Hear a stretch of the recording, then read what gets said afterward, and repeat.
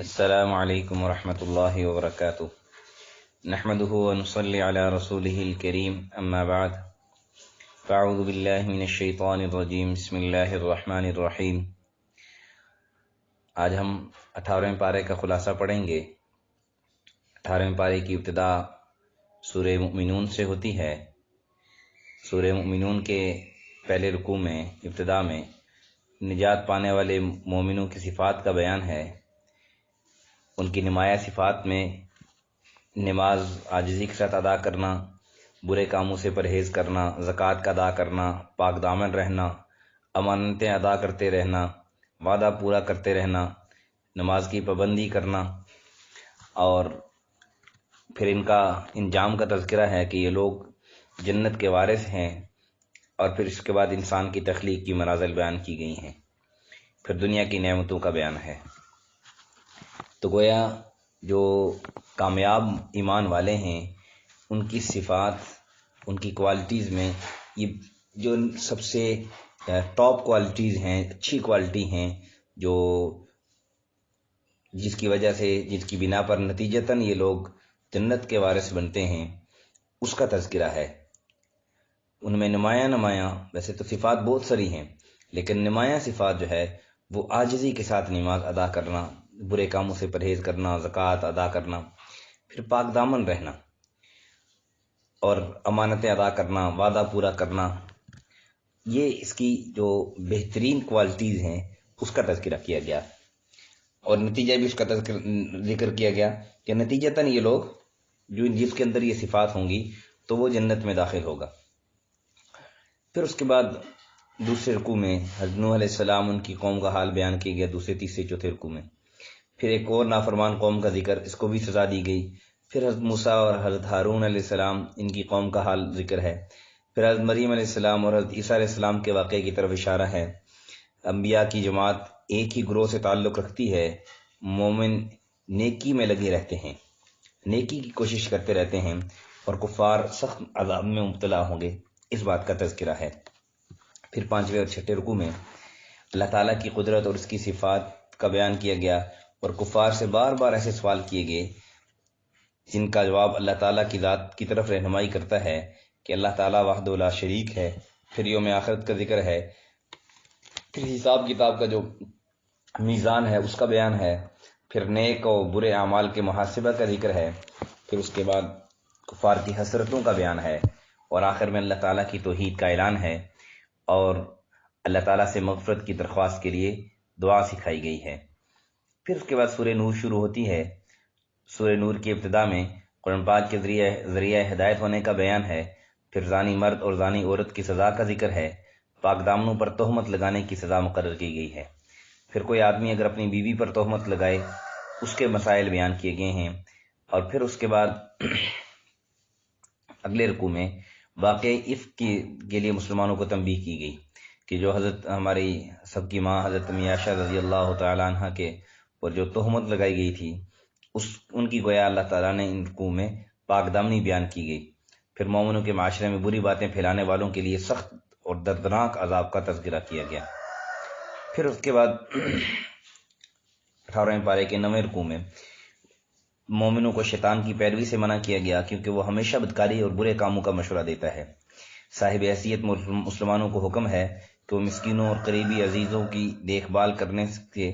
اس وجہ سے ہاتھ نہ روکیں کہ ان سے اگر کوئی غلطی سرزد ہو گئی ہو۔ جو لوگ پاک دامن عورتوں پر تہمت لگاتے ہیں ان پر اللہ تعالیٰ کی طرف سے لعنت نازل کی گئی ہے، اور ان کو سخت عذاب بھی دیا جائے گا۔ اس میں ایک بات جو نمایاں ہے کہ اگر کوئی آپ کا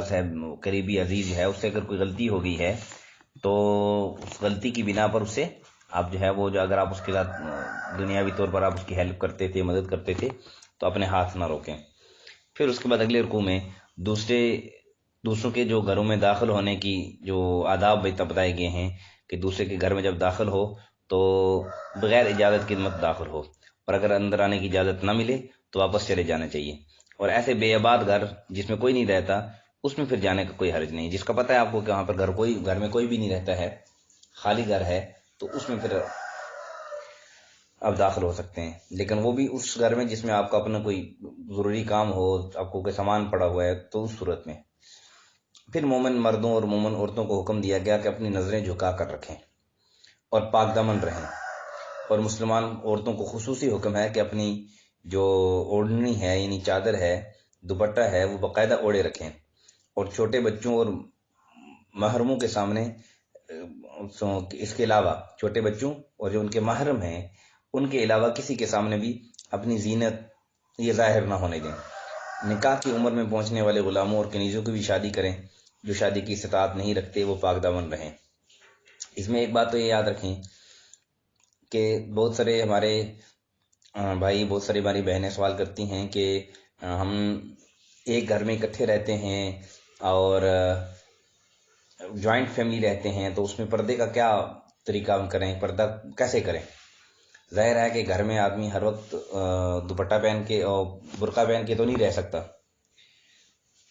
24 گھنٹے دوپٹہ تو نہیں وہ پہن سکتے، معذرت کے ساتھ دوپٹہ کہہ رہا ہوں، برقع تو نہیں پہن سکتے، تو وہ گھر میں کیسے پردے کا اہتمام کریں؟ تو ان کے لیے آسان ہے، یہ قرآن نے جو اصول بتلایا ہے، اصول 2 چیزیں، نظریں جھکا کر رکھیں اور اپنی زینت جو ہے وہ محرموں کے علاوہ کسی کے سامنے ظاہر نہ کریں، تو بلکہ 3 چیزیں بتلائیں۔ ایک، اپنی نظریں جھکا کے رکھیں، دوپٹہ اوڑھے رکھیں، اور جو اپنی جو زینت ہے وہ اپنے غیر محرم کے سامنے ظاہر نہ ہوں۔ حد اللہ معاف کرے، ہماری عورتیں گھروں میں تو جیسی کیسی رہتی ہیں، لیکن جب باہر جاتی ہیں اس وقت تو ان کو تیار ہونے کا خیال ہوتا ہے، وہ صحیح تیار ہو کے جاتی ہیں، لیکن گھر جس کے سامنے تیار ہونے کا اپنا خامد، جس کے سامنے تیار ہونے کا حکم ہے، اس کے سامنے ہم تیار نہیں ہوتی ہیں۔ تو اس لیے بجائے جب ہم باہر جاتی ہیں تو وہ عورت کو تو اپنی زینت ظاہر نہ کرنے کا حکم ہے کہ وہ زینت ظاہر نہ کرے، تو اس لیے اگر کسی عورت کو چاہیے کہ وہ ہر عورت کے لیے اللہ تعالیٰ نے یہ کہا ہے کہ جب وہ باہر جائے تو اس وقت تیار نہ ہو،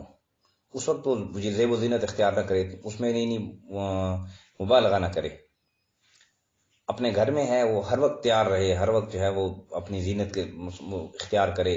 ہر وقت جو ہے نا وہ جس کو آپ یوں کہہ سکتے ہیں کہ اپنے خامند کے سامنے میک اپ کر کے ہر وقت دلہن بنی رہے،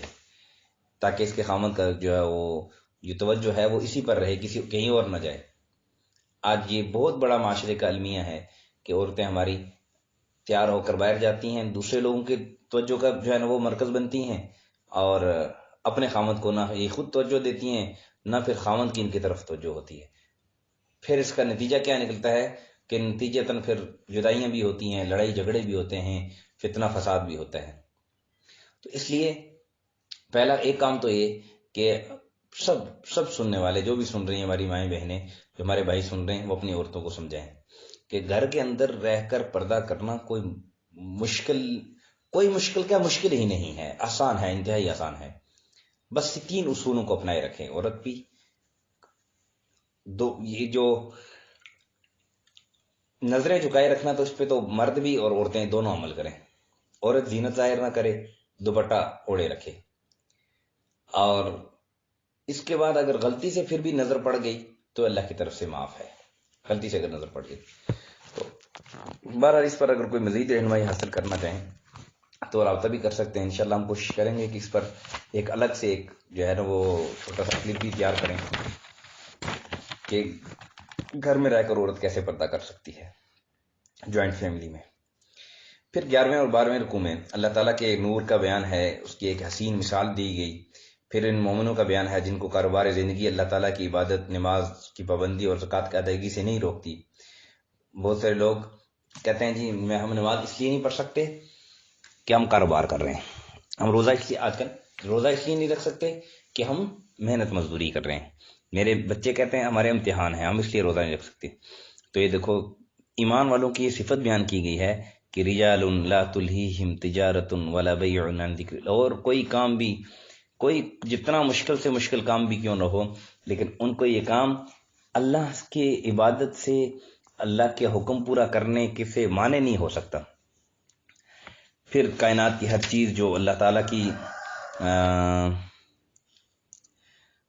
تسبیح بیان کرتی ہے، اس کے بعد کائنات کی عجیب و غریب خلقت کا بیان کیا گیا۔ پھر 13 رکوع میں مسلمانوں کا فرض یہ ہے